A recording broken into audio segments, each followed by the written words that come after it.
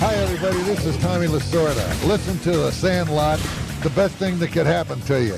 The one constant through all the years, Ray, has been baseball. Are you crying? It's a part of our past, Ray. There's no crying. It reminds us of all that once was good. There's no crying in baseball. Just a bit outside. Baseball will be very, very good to me. It's a simple game.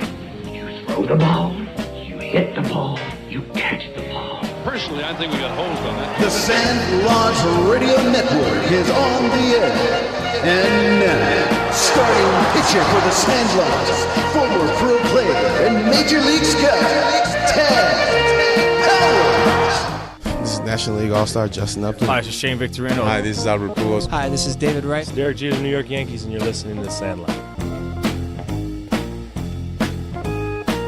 Welcome to the Sandlot Radio Network Down Under podcast. The Sandlot, it's where everybody plays. It's a place of our own. It's our field. It's our neighborhood. It's our team. It's our home. I'm your host, Tad Powers. The Sandlot is presented by Diego Austin Talavera and sponsored by the Sandlot Radio Network, Grit Sports Collective, Guzman E. Gomez, and Freestyle Pool Sydney. You can tune in to the Sandlot every weekend on Sirius XM Radio, MLB Network, podcast platform, and on YouTube, Spotify, SoundCloud, Pandora, Apple Music, and Simplecast. The last Sandlot show featured one of the greatest pitchers to ever come out of Australia. He pitched in the major leagues of Australia, Japan, Korea, and in Major League Baseball in the United States, we had Chris Oxspring. This week on the Sandlot Radio Network Down Under podcast, we have the owner of two Australian Baseball League franchises, the Perth Heat and the Sydney Blue Sox. We have Cole Sherertz here to tell his Sandlot story. We also have our Sandlot Radio Network resident baseball fanatic and producer Nick Wright to talk everything MLB. And we have our Sandlot Radio Network Down Under podcast champion character of the week, sponsored by Guzman E. Gomez.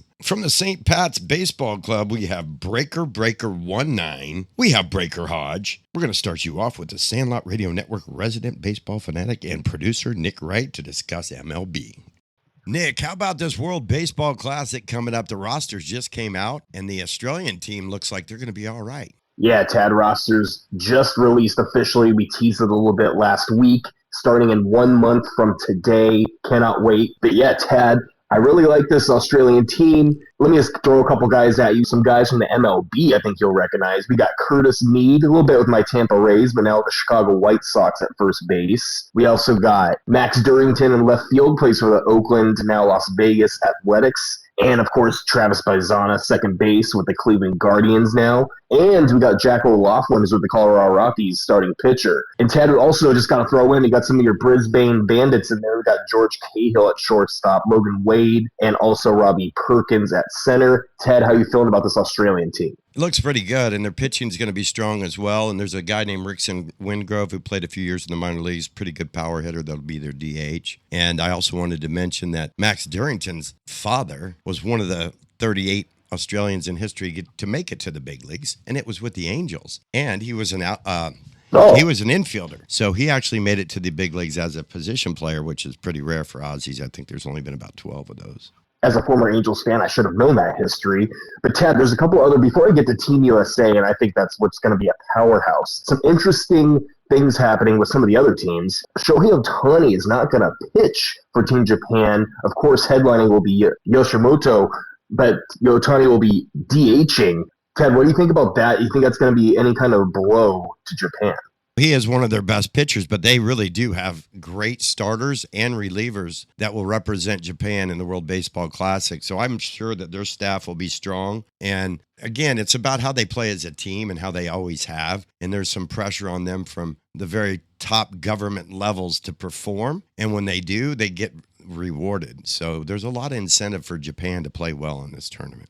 Speaking of Japanese pitching, Hiromi Ito was the Cy Young equivalent winner for Japan last season, so I'm sure they're still going to be strong. And before I get to Team USA, the juggernaut, Ted, it was kind of a bummer for Puerto Rico. Left fielders Francisco Lindor and Carlos Correa were left off the roster after their injury histories prevented them from getting their contracts insured, and Javier Baez as well. And also left on the Puerto Rican roster was Jose Barrios, Alex Diaz, Emilio Pagan for insurance issues. Kind of the same case for Jose Altuve for Venezuela.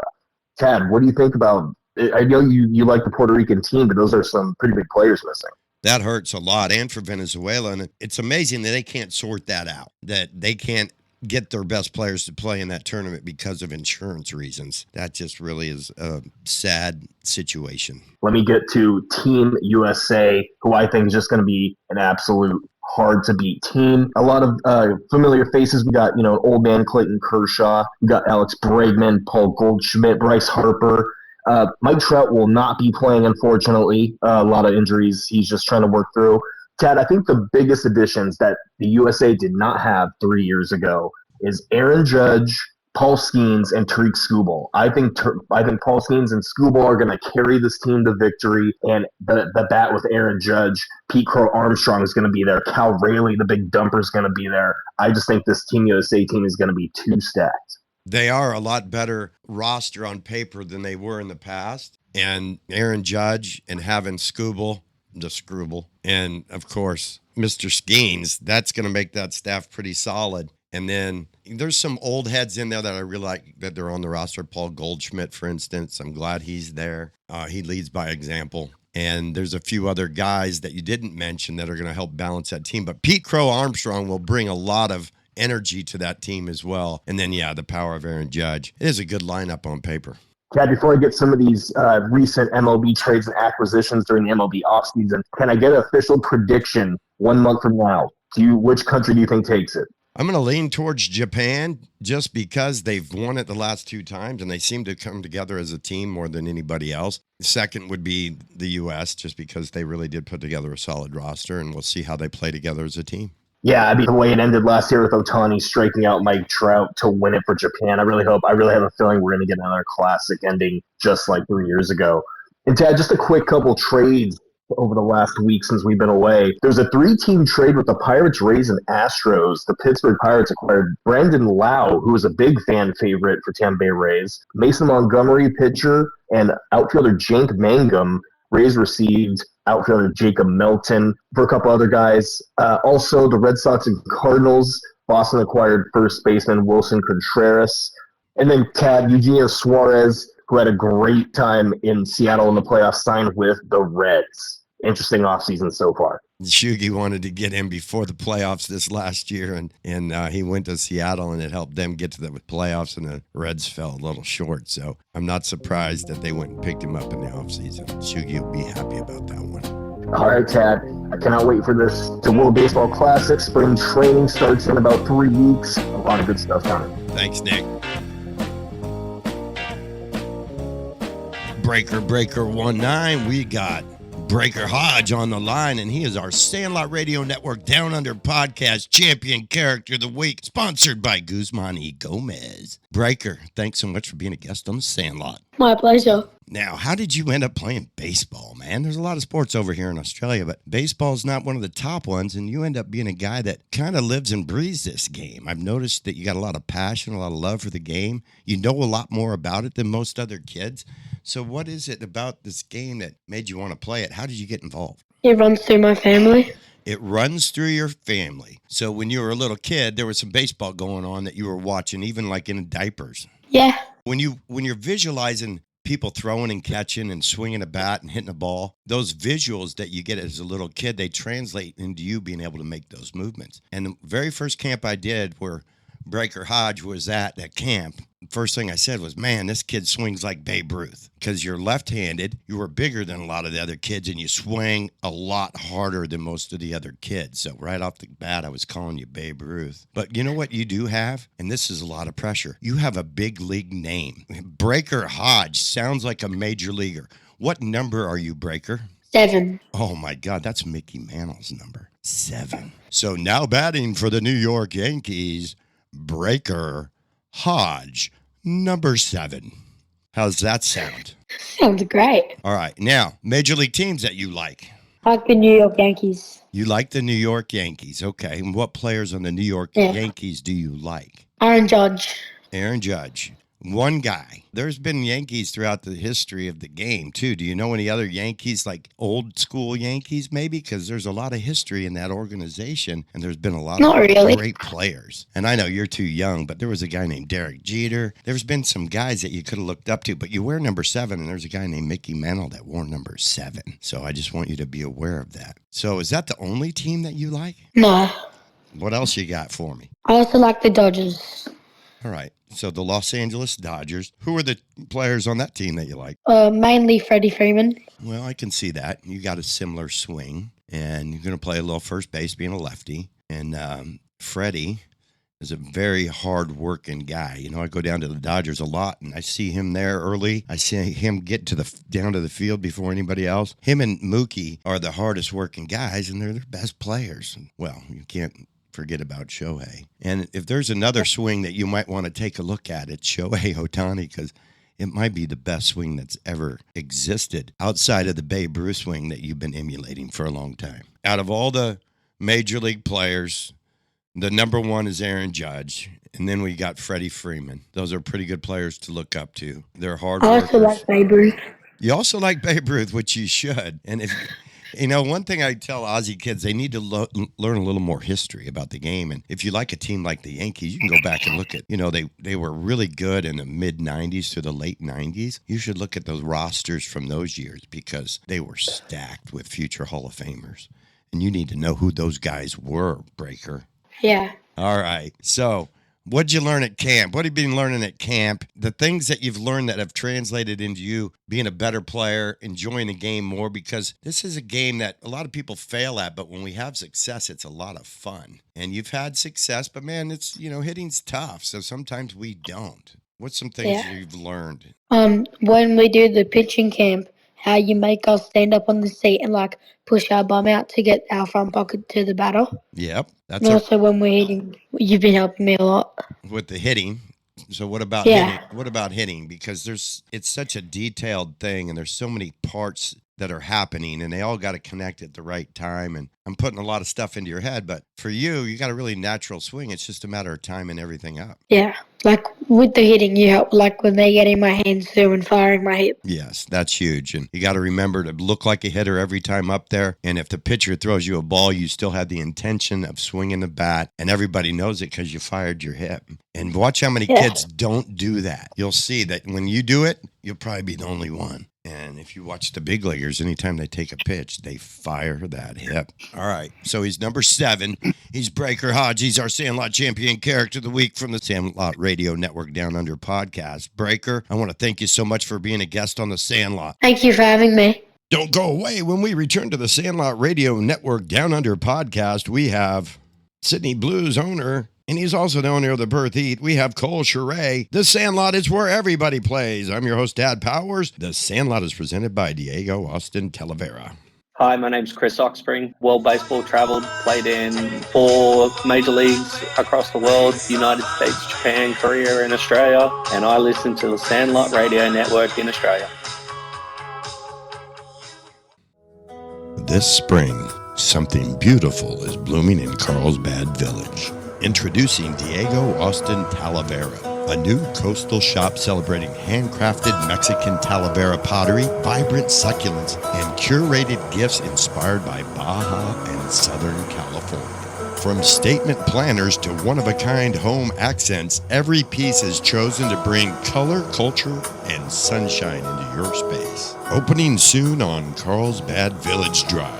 Follow the journey and shop online at DiegoAustinTalavera.com. Diego Austin Talavera, where coastal California meets the art of Mexico.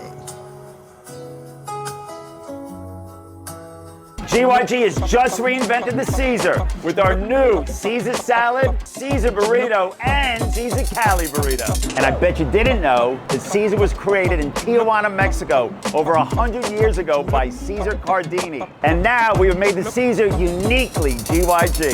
Crunchy Cos lettuce, free-range grilled chicken, or gourmet Caesar dressing, shredded jack cheese, and GYG's corn chips crushed. GYG Caesar, created in Mexico, reinvented by GYG.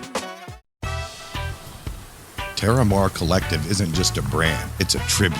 Born from the Southern California coast and inspired by the legacy of a father who helped shape the board riding world literally. Terramar Collective repurposes vintage flannels and rare finds, blending timeless style with surf heritage. Honor the past, wear the story. Find us on Instagram at Terramar Collective.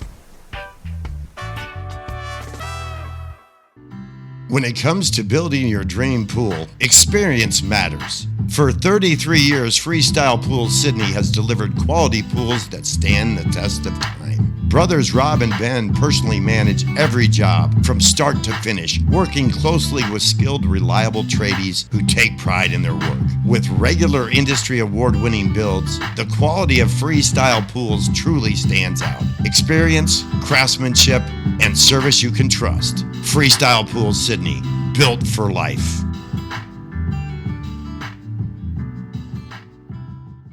Hi, everybody. This is Rick Mundy, former Major League player, former All-Star, and now broadcaster with the Los Angeles Dodgers. You're tuned in exactly where you need to be. It's Sandlot, and it's baseball. Talking baseball, the man and Bobby Fella, the Scooter, the Barber, and the Duke. They knew them all from Boston to Dubuque. Especially Shohei, Mookie, and the Judge. Welcome back to the Sandlot Radio Network Down Under podcast. Right now we have baseball fanatic ABL owner Cole Sherertz. We're with the owner of the Sydney Blue Sox and another club, Cole Sherertz. Thanks so much for being a guest on the Sandlot Radio Network Down Under podcast. Thanks for having me, Tad. I've had a few of your guys over the years and this year, Michael Campbell and, of course, Andrew. And Andrew does a great job, by the way. I've listened to a lot of play-by-play in my life. I grew up with Jack Brickhouse and Lou Boudreau, and then, of course, Vin Scully. And I'll tell you, Andrew is on top of it. In my whole time of listening to Australian broadcasts, because there's been some very bad ones over the years, Andrew does as good of a broadcast as anybody. Like his voice, his cadence, his delivery, his attention to detail is magnificent. So you're real lucky to have him. Oh, he's a great asset to have. Poised, he's well read. He knows what he's talking about game day. Real blessing to have him, especially in Sydney. Yeah, and just be able to have somebody that can put a product out there that anyone in the world would listen to and go, wow, that's really good. And they're doing it. So you got that going for you, Cole. We both have one thing in common. We both have been owners of Australian Baseball League teams. Now, I wasn't a major owner. I only owned 10% of this Sydney way, but I was instrumental in making it all happen, from getting a license and then finding the major investor to put up the money to run the thing for as long as we could. And so we have some very relatable experiences. I was about the same age, too. I think I was 23 when we took over the Wave. And so you are now the ripe old age of 25. Is that right? That's correct. So let's start by telling your Sandlot story, because this is a Sandlot show, and we got to know, how did you fall in love with baseball? Was it in the backyard with a bunch of kids playing wiffle ball? Was it watching, because of where you grew up in the country, was it watching the Seattle Mariners? Was it Ken Griffey Jr.? I'm curious, what got you involved in this? Well, I think so. Probably when I was about 2-3 years old. This is funny. I'll see photos of it, but I used to have this bright red baseball helmet, and I would wear it everywhere I went. It was my gift to bestow upon those I really liked if I let you wear my baseball helmet. So I've got photos of my grandmother or my siblings or my mother. I was bestowing my red baseball onto them. So I was always in baseball gear from a very young age with my red helmet. But got into 6-7 years old. Started playing t-ball. Once you get into the game, you don't know what you really want to do. Fun, you're picking daisies, around playing baseball. And then from there, it never stopped. I became a multi-sport athlete, but baseball was the consistent for me. I played baseball, I played golf, I played football, basketball, all of it. And then as I grew through high school, narrowed it down to just baseball and golf. Had the honor of playing in 3 state championships for baseball. Won one of them, almost won 2. That one still stings. Then I got to golf in 4 state championships in high school as well before I moved on to the college level, where I stepped away from the game for a little bit. I had made the choice, I had the off step into a junior college and pursue that route. JUCO baseball or JUCO golf, and I ultimately decided that I wanted to go get a business degree from a big university, and that was Oregon State University, where I was officially on campus for one day without being around baseball before I got a call. I got a call from an old mate of mine that happened to be there, and he was working in the program as well, living with some of the guys, and said, "Hey, help out here. I'm in the ring as a reference. Knew you were a good ball player back in the day. Had your head screwed on row." I showed up, and within, with basically the giving up baseball for a day, back into it. It's like riding a bike, Cole. I mean, especially if you grew up loving it and you had the passion to go out and play games that nobody else wanted to play all by yourself when nobody was watching. And then again, in that part of the country, like what team could you follow and did you follow and what players did you look up to? Because that's usually pretty important. And I had a couple guys that really made me want to play the game when I was young. Yeah, absolutely. So growing up, it was the Angels for me. That was my home team. I was from Washington or Oregon, Washington area. Don't know why I chose Anthony. I liked Albert Pujols. They just seemed to be the team that stuck with me. The Angels up to Seattle at least once a year. I'd go to a Mariners game. I'd get in early for BP. I'd have my Angels gear on, right? And the Angels finished BP underneath my Angels Mariners pole, right, that I bought from the team store so I could dump home run balls that they'd toss me out there. One guy caught on to it. I don't remember who it was, but they caught on. They said, "Hey, I think you're double dipping here." I said, "Look, I'm a fan of the game." And I bet you got a few home run balls. I still have them, man. I still have them. And Anaheim's a pretty easy place to go get them if you show up early enough for BP at Anaheim. There's some balls in BP that can be had. I grew up going to Wrigley, and if we were lucky enough to be in the bleachers, man, and everybody was battling for those balls. So I had a friend, though, I took to the playoffs when they should have won the World Series that year with Mark Pryor and Kerry Wood, and the year that the guy reached over the fence, and everybody says the Cubs would have won if it weren't for that, which is bull. But anyway, I was at that series, and a friend of mine caught a home run ball hit by Eric Karros in the left center field bleachers of Wrigley, and he still has that ball. So, but man, when I was a kid, it was tough to get a ball, and I never did. Right. I'm fortunate enough. The one ball that I had tossed to me that I remember the most, I was down at Dodgers opening 2013, and I had Adrian Gonzalez off the field, and he picked me out of the crowd, tossed me a ball. So that's one I'll never forget. So I still got that one in a case back at home. That's awesome, mate. All right, let's go back to this Oregon State stuff. So what does that lead into? Because, man, it's not that many years ago you were there. You're fresh out. It really is. Still pretty fresh, yeah. So I got into student managing there at Oregon State. That's an incredible way to stay around the game involved. I have a ton of respect for student managers and clubhouse managers, especially in the baseball world. You spend just as much time at work as the players, if not more. You're taking care of coach, you're taking care of staff, you're taking care of players. It's early mornings and long nights, and so I really started to fall in love with that routine, man. I really got a degree in baseball, and baseball operations. So I ended up head student manager after 4 years. The fourth and fifth year, I got to lead a team of 5 incredible individuals out there. I got to see some incredible, got to travel all around the country. And so that, as I got really good at that, next steps, say, what do I want to turn this into? And the first passion that, one of the coaches, he said, "Hey, look, you'd be a really good clubby." And I ran with, that sounds awesome. That's what I do. And then really, okay, where can that lead? I get into the big league club. And the ultimate dream and the big vision for me was to own or general manage a team at some point. And I knew I had resources to be able to do that with what father had left before he passed away. And baseball had always been a part of me, always been part of our relationship that I had with him. And we actually tried to buy a team and bring it to the Vancouver. I was 9-10 years old. It was the Yakima Bears to bring them to Vancouver. Ended up going to Ops, and now see how that went. We were part of that early crusade, and so there was part destiny in there for me to be back in that position. There's part hunger for me to do. So I knew getting into a clubhouse, whatever capacity that was, and with a big league organization, set the frame, set the path for me to have the understanding to own or general manage at some point. And so with that couple conversations, very fit in, and actually did a lot of work with the Kansas City Royals, Cincinnati Reds. Really wanted a job with the Angels coming out of college. Of course, it brings it back to being the favorite team working in Anaheim. But there was serious conversations about me, minor league clubby in the Royals organization when the conversation of Australia baseball started.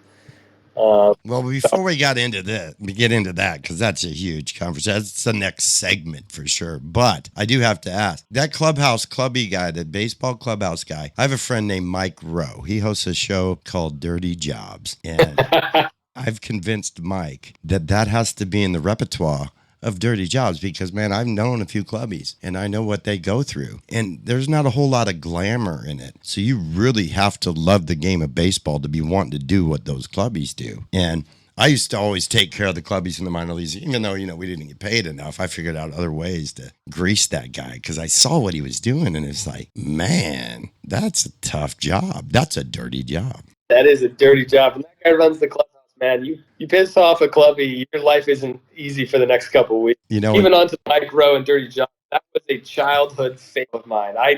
If I see that on television, I will put that on straight away just for the nostalgia and just for how much I love Mike Rowe. So, well, Mike Rowe is going to be on the show when we get back on radio in April. I've been talking about it for a long time, and he promised me this April he'll be on the Sandlot when we're back on Fox Sports Radio. So he wouldn't waste his time just on the podcast, but when we're back on radio, he'll be there. Anyway, cool. That's amazing that you had that kind of passion and were willing to take it to that level. We're going to take a quick break, Cole. When we come back, we're going to talk about how did you get involved in the Australian Baseball League ownership. You just happened to fall into it. You had a really good timing, I think, for you to come over here. Some things were happening where some opportunities were going to present themselves. You just happened to be at the right place at the right time. We're going to get that full story when we come back from break. Don't go away. We got more from Cole Sherertz when we come back on the Sandlot Radio Network Down Under podcast. I'm your host, Tad Powers. G'day everyone, I'm Graham Castle. I'm High Performance Manager for Baseball New South Wales. I'm lucky enough to have been inducted into the Baseball Australia and New South Wales Hall of Fame, and I listen to the Sandlot Network.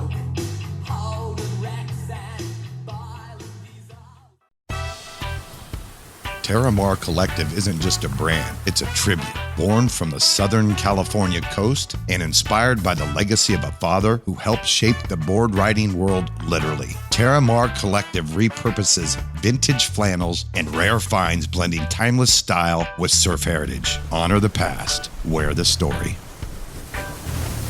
Find us on Instagram at Terramar Collective. This spring, something beautiful is blooming in Carlsbad Village. Introducing Diego Austin Talavera, a new coastal shop celebrating handcrafted Mexican Talavera pottery, vibrant succulents, and curated gifts inspired by Baja and Southern California. From statement planners to one-of-a-kind home accents, every piece is chosen to bring color, culture, and sunshine into your space. Opening soon on Carlsbad Village Drive. Follow the journey and shop online at DiegoAustinTalavera.com. Diego Austin Talavera, where coastal California meets the art of Mexico. When it comes to building your dream pool, experience matters. For 33 years, Freestyle Pools Sydney has delivered quality pools that stand the test of time. Brothers Rob and Ben personally manage every job from start to finish, working closely with skilled, reliable tradies who take pride in their work. With regular industry award-winning builds, the quality of Freestyle Pools truly stands out. Experience, craftsmanship, and service you can trust. Freestyle Pools Sydney, built for life. GYG has just reinvented the Caesar with our new Caesar salad, Caesar burrito, and Caesar Cali burrito. And I bet you didn't know that Caesar was created in Tijuana, Mexico over 100 years ago by Caesar Cardini. And now we have made the Caesar uniquely GYG. Crunchy Cos lettuce, free-range grilled chicken, or gourmet Caesar dressing, shredded jack cheese, and GYG's corn chips crushed. GYG Caesar, created in Mexico, reinvented by GYG. Hey everybody, this is Trevor Hoffman, a Hall of Famer and a San Diego Padre, and you're listening to The Sandlot. We're back with Cole Sherertz on the Sandlot Radio Network Down Under podcast. Cole, thanks for sticking around. We're about to hear the story about how this young man got involved in ownership of an Australian baseball league team. Now, wait a minute. You mentioned two. I know you own the Blue Sox. What's the other franchise? The other franchise is the Perth Heat. Jesus. No wonder. Perth Heat, you know, over the years, I've known about the Perth Heat and got to play over there and before they got this new stadium. And, man, it was a big deal back in the late 80s and early 90s in Perth, and it was on TV, and they got 4,000, 5,000 people a game, and their guys were superstars. And Tony Adamson had a glove that was being sold in Australia with his signature on it. That's how big the Perth Heat were, dude. So for you on Sydney and Perth, that's amazing. How did you do this? It's unfair. Well, let me start that I couldn't have bought farther apart. That was partially, but yeah, I feel these. But yeah, let me take you back. Out of college, having these conversations with some big league clubs, wanting to get into a clubby job, and I had college league baseball and scouted yourself, and you quite a few scouts and know people. Well, there's an individual named Greg Hopkins who was a longtime Chicago Cubs scout, and Hoppy's wife was my mother growing up, right? And so Hoppy's visiting one day, and I'm telling him what I want to do. Tell him, hey, look, my ultimate dream, owner, general manager team at some point, but here's the opportunities I'm looking at. He goes out with, unbeknownst to me, and makes calls. He makes calls at Pittsburgh, Chicago, couple others, and he gives me in the hat stations. I'll let you know that that's wonderful. You didn't have to do that. I appreciate it. He calls me back, and he goes, hey, opportunity, and I don't have all the details. I'll give you a contact. He'll tell you more. I said, well, but are you interested? I go, yes. Sure, wherever it is, I'm interested. Let's see what. He gives me a contact to now our director of player operations, Gary Van Tol. Gary gives me a call and says, hey, introduces himself, gives me some backstory. He was coaching the Boise Hawks for a long time, helped start the program at Boise, and was in tune with the Australian baseball scene and knew kind of what was going on. And so his connection was to my now direct Scott, who is Perth-based. And they were talking about the league, watching the last couple of years of it rise and slowly decline and the politics around it, and said, hey, there's a real opportunity for a change in ownership, especially in Perth. Are you interested? Yes, I would like to, know more about this. And I didn't take it super with you. I was almost kind of dead on going to Kansas City, going out to pretty much middle of nowhere, Iowa, and being a high A affiliate. But as Gary kept calling me and kept giving me, I started to turn on, I started to watch what's going on. I said, hey, look, there's some good players, a lot of opportunity in this league. And it's not, right now. And so we start to, I ended up coming December 19th, and Kansas City needed it. They needed to know whether I was going to be their guy or not. And you're looking at these two choices.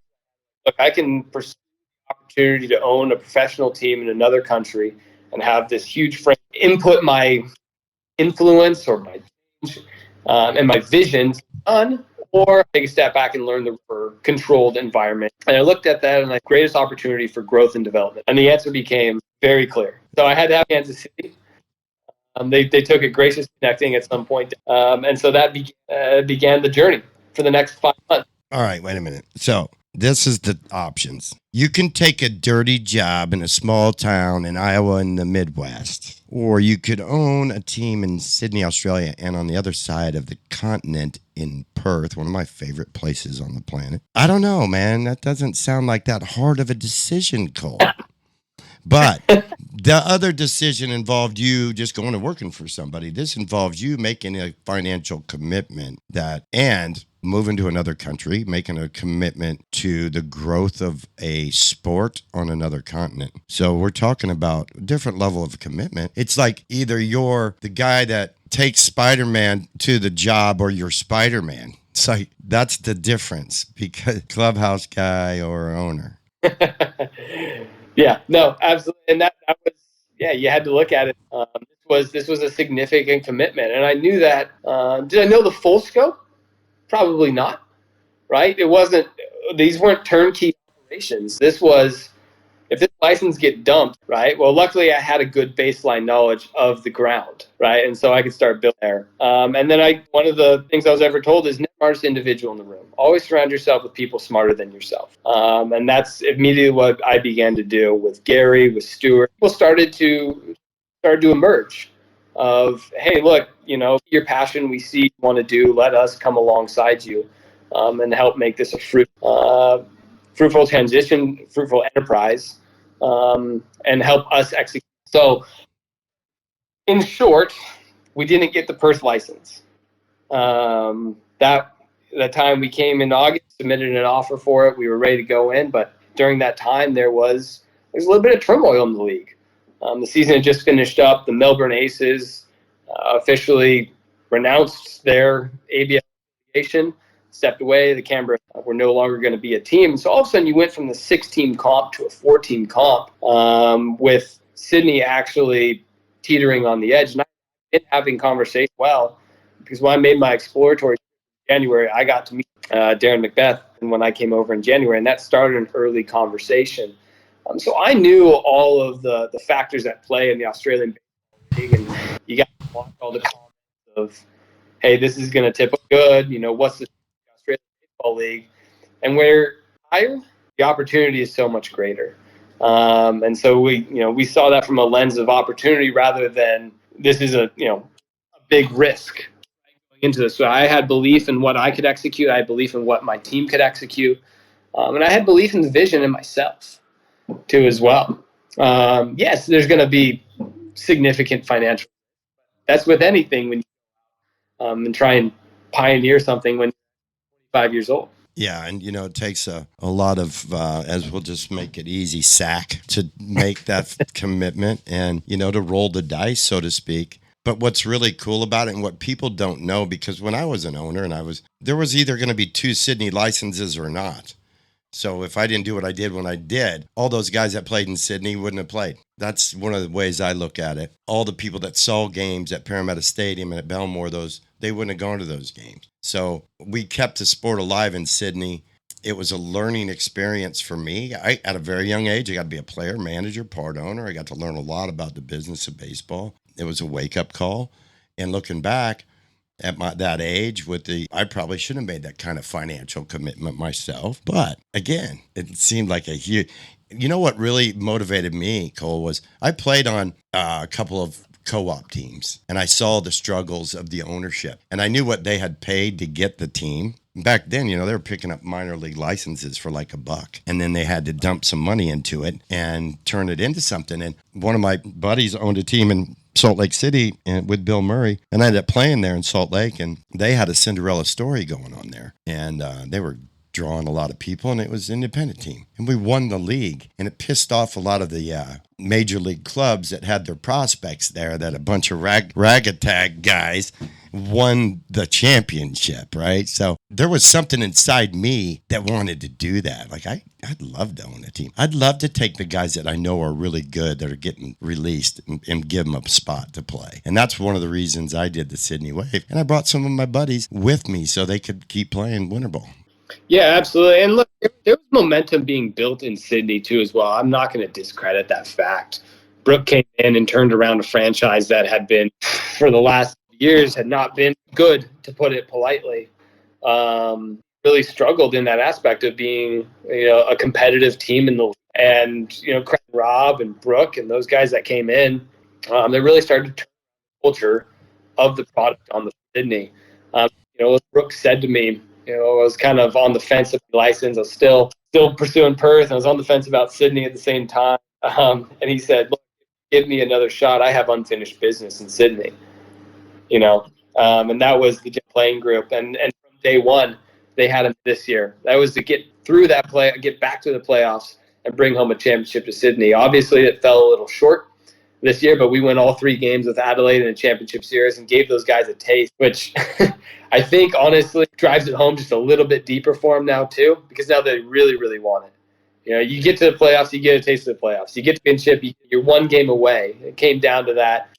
And there's little doubt in my mind that is going to be the driving motivator for next year, especially for that Sydney team. And, you got some good young Australian players that are going to want to keep representing the New South Wales the Sydney Blue Sox and New South Wales. They have a lot of pride in that. And what I'd like to see is them get a little more media coverage and some more endorsements and things like that, and more people out there to support them, because, there are some good players. And nobody really gets to see them unless you have a championship series and you get 1,800 people out there. But that should be what everybody gets every weekend, because there's enough baseball fans in this Sydney to get them out there if it's a product that they like and if it's accessible.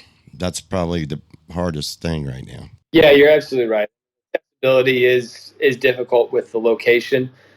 Sydney, truthfully, wasn't necessarily built for baseball, right? Doesn't mean that it's not good quality.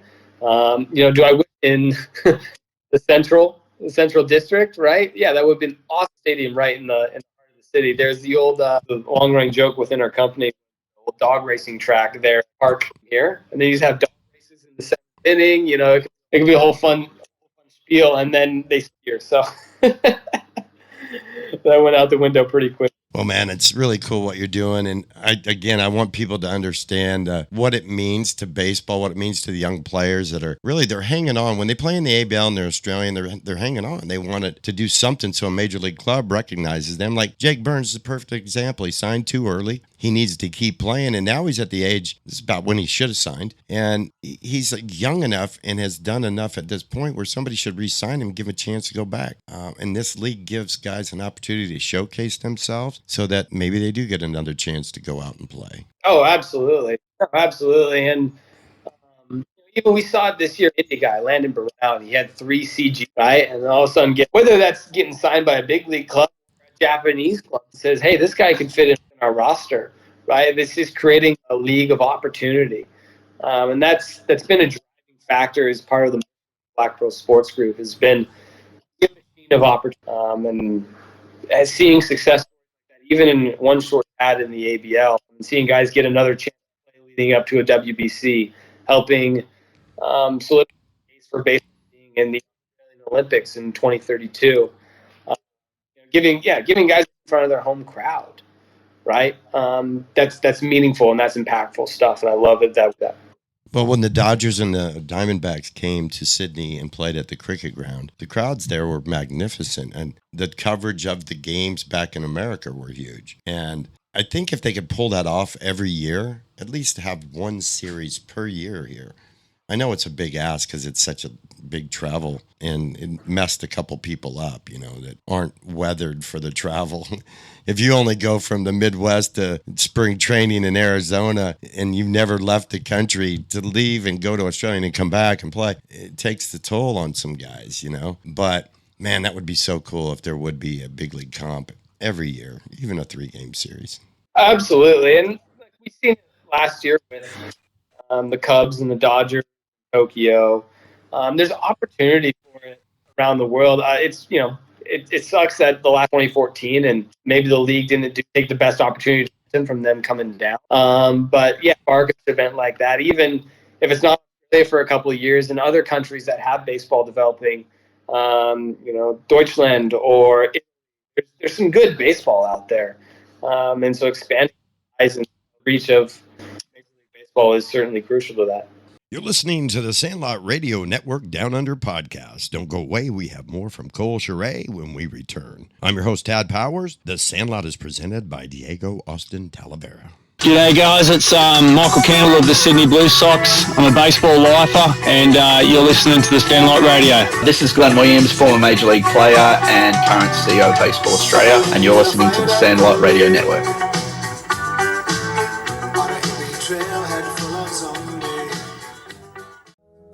This spring, something beautiful is blooming in Carlsbad Village. Introducing Diego Austin Talavera, A new coastal shop celebrating handcrafted Mexican Talavera pottery, vibrant succulents, and curated gifts inspired by Baja and Southern California.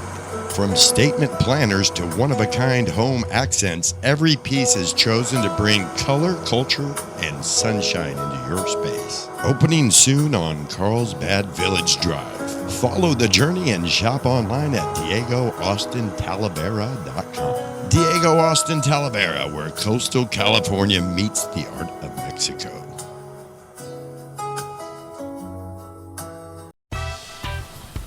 Terramar Collective isn't just a brand, it's a tribute. Born from the Southern California coast and inspired by the legacy of a father who helped shape the board riding world literally. Terramar Collective repurposes vintage flannels and rare finds, blending timeless style with surf heritage. Honor the past, wear the story. Find us on Instagram at Terramar Collective. GYG has just reinvented the Caesar with our new Caesar salad, Caesar burrito, and Caesar Cali burrito. And I bet you didn't know that Caesar was created in Tijuana, Mexico over 100 years ago by Caesar Cardini. And now we have made the Caesar uniquely GYG.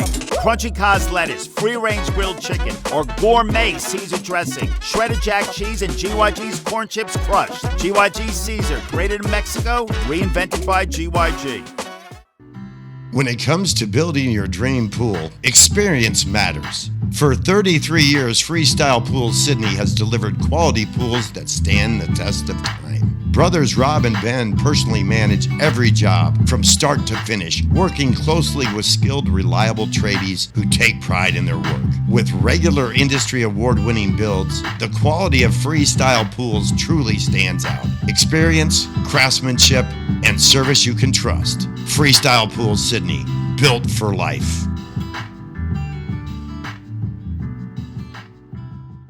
I was pretty much decided for me to play baseball when I was born. The Sandlot's where it all starts, doesn't it? I wasn't bigger than everybody. I just threw harder. It doesn't take any talent to hustle. If you don't pull for the Dodgers, there's a good chance you may not get into heaven. Something happening here.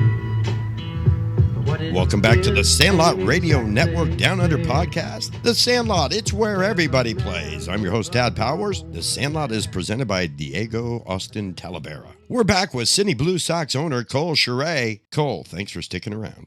In the WBC, which is coming up this year for Aussies, having an opportunity to represent your country in that type of a tournament, that's huge. And then 2028 in LA, baseball's back in the Olympics. That's huge. It's a medal sport again. It should have never left. It's awesome that it's back, and the first year back, it's in LA. Man, if I'm a young Aussie and I'm playing baseball, I'm looking at this as what a huge opportunity. I want to be on that team. WBC and gold medal opportunity in the Olympics in LA, and then 4 years later in Brisbane. That means 32 years since there's been an Olympics in Australia, and the one in Sydney was huge. I imagine it'll be just as beautiful and amazing up in Brisbane in 2032. Absolutely, and look, it's on the momentum. I think you said it earlier. Just being in the right time, riding the wave on the way up. You had to play bottom, you had to see the bottom, experience it for a little bit, and now it's time for us to go outwards with the league, and really solidify for hosting baseball in Australia. Olympics.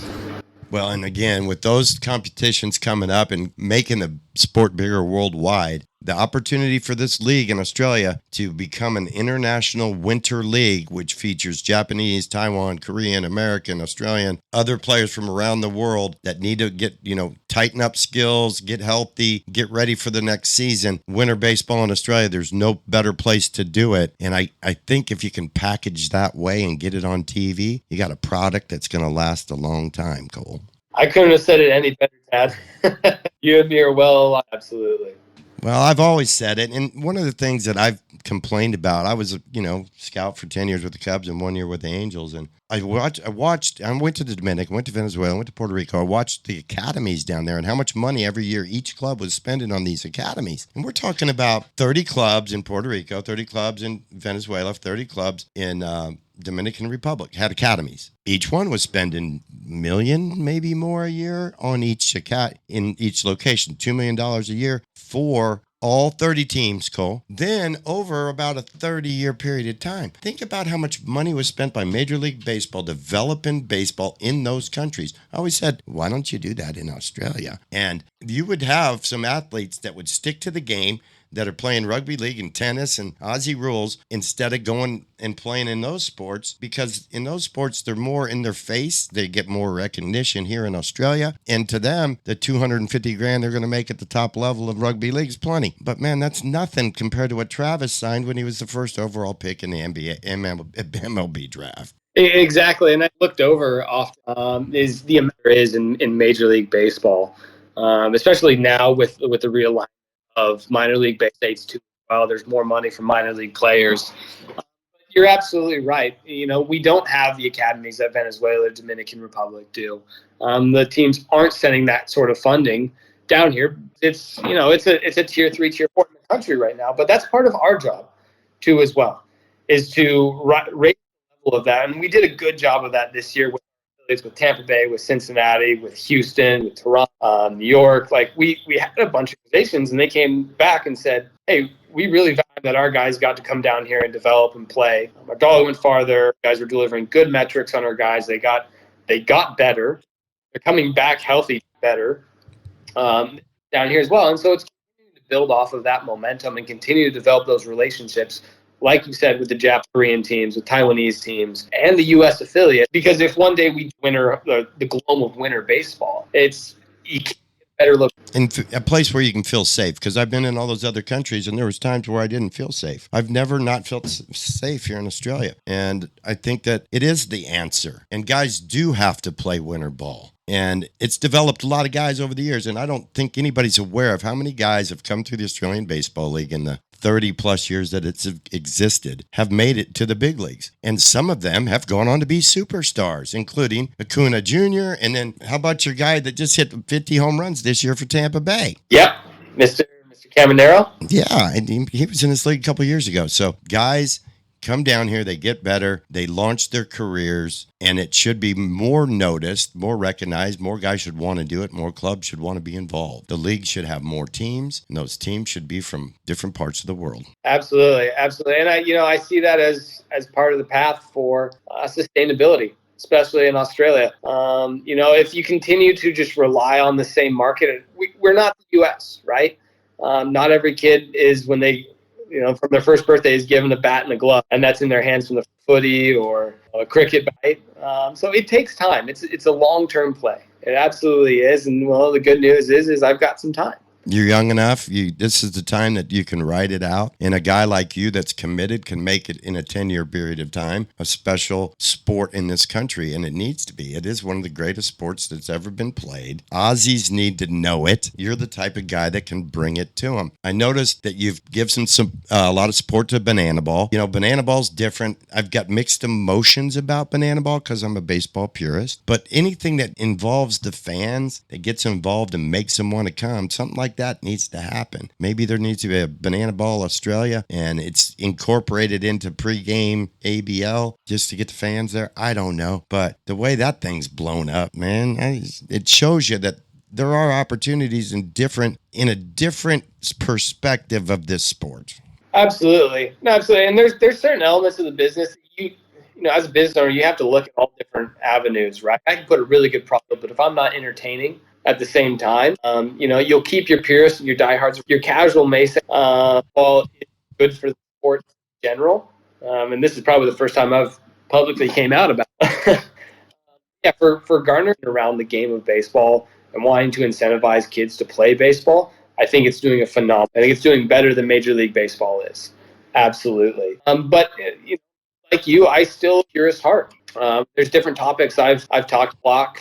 Integration in the league or different aspects of the game that are changing with minor league and Major League Baseball. Will I see a pitcher or an outfielder doing a backflip during the game? Not likely, especially while I have affiliated guys down here. But there's certain elements that you can incorporate to give the fans a better experience and keep people coming back for that experience.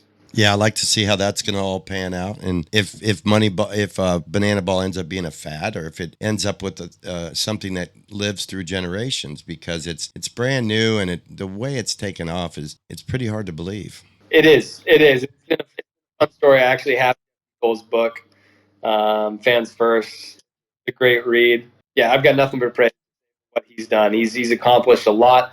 A lot of people doubted him. I've experienced some of that too as well. So being able to look at a story like that and go, if you can make it, I think I'll be all right.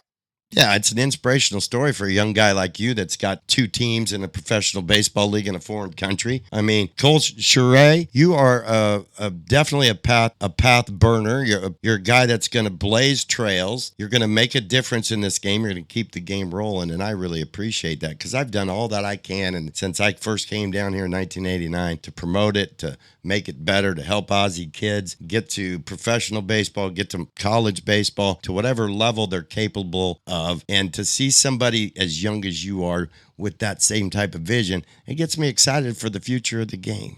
I appreciate that. You get to see the fire and the passion behind my eyes that I have for this game. Baseball deserves to be played around the world. Absolutely. He's the owner of the Blue Sox and the Perth Heat. He's Cole Sherertz. Thanks so much for being a guest on the Sandlot Radio Network Down Under podcast. Thanks, Dad.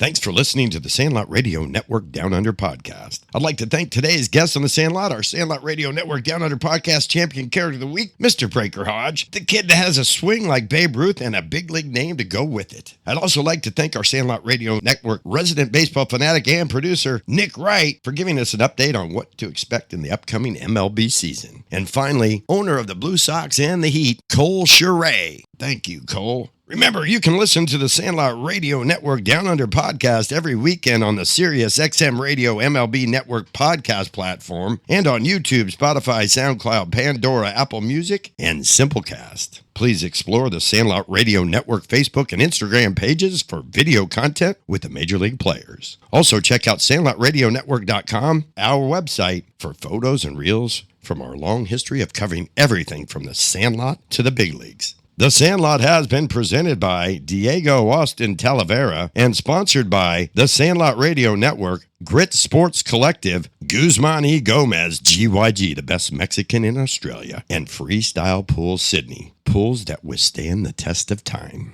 The Sandlot, it's where everybody plays. It's a place of our own. It's our field. It's our neighborhood. It's our team.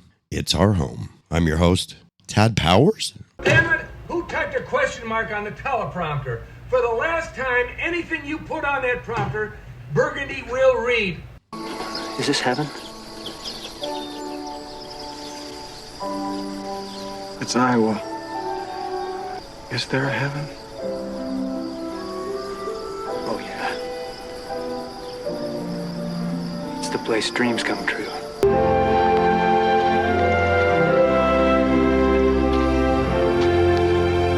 Hey, Dad? You want to have a catch? I'd like that.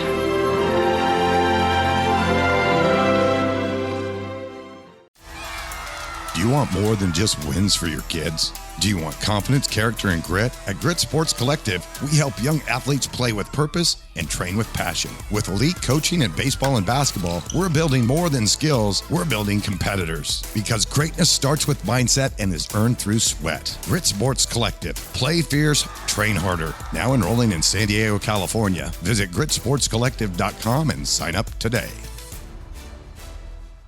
GYG has just reinvented the Caesar with our new Caesar salad, Caesar burrito, and Caesar Cali burrito. And I bet you didn't know that Caesar was created in Tijuana, Mexico over 100 years ago by Caesar Cardini. And now we have made the Caesar uniquely GYG. Crunchy Cos lettuce, free-range grilled chicken, or gourmet Caesar dressing, shredded jack cheese, and GYG's corn chips crushed. GYG Caesar, created in Mexico, reinvented by GYG. When it comes to building your dream pool, experience matters. For 33 years, Freestyle Pool Sydney has delivered quality pools that stand the test of time. Brothers Rob and Ben personally manage every job from start to finish, working closely with skilled, reliable tradies who take pride in their work. With regular industry award-winning builds, the quality of freestyle pools truly stands out. Experience, craftsmanship, and service you can trust. Freestyle Pools Sydney, built for life.